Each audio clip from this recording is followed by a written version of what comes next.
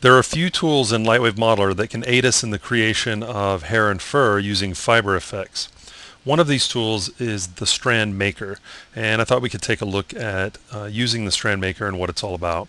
So what I'm going to do is create a little bit of geometry to work with, and then we'll convert those into strands that we can use in either the Fiber Modeler or over in Layout with FiberFX.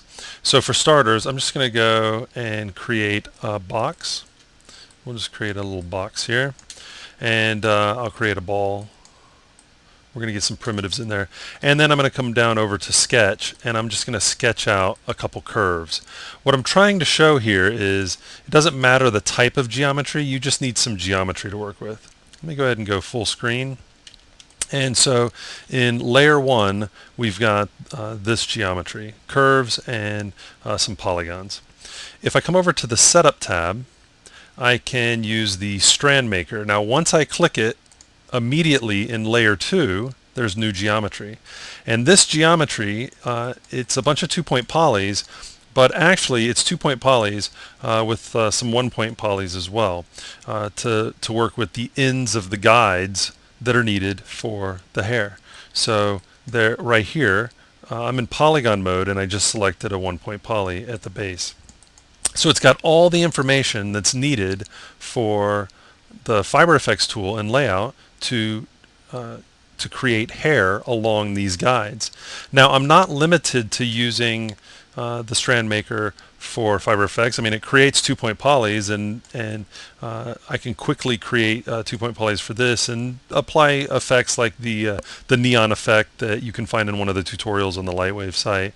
But really, it was designed so that you could quickly create guides and use them for FiberFX. Now, a quick example of why you might want to use geometry. I'm just going to go over to layer 3, and let's go back to 4 windows. And under the Create tab, I'm going to draw a ball. Get rid of this back half. V for set value, crunch it on the Z. So now I've got a flat plane. And if I take this and come over to the Setup tab and choose Strand Maker, in the next available layer, we've got the strands needed to get a start on a spider web.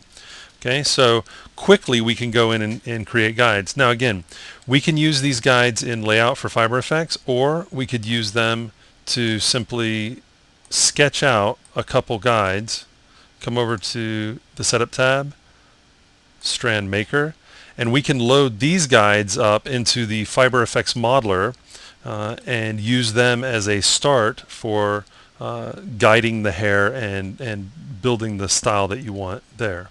So that's just a quick look at using the Strand Maker found under the Setup tab in LightWave Modeler.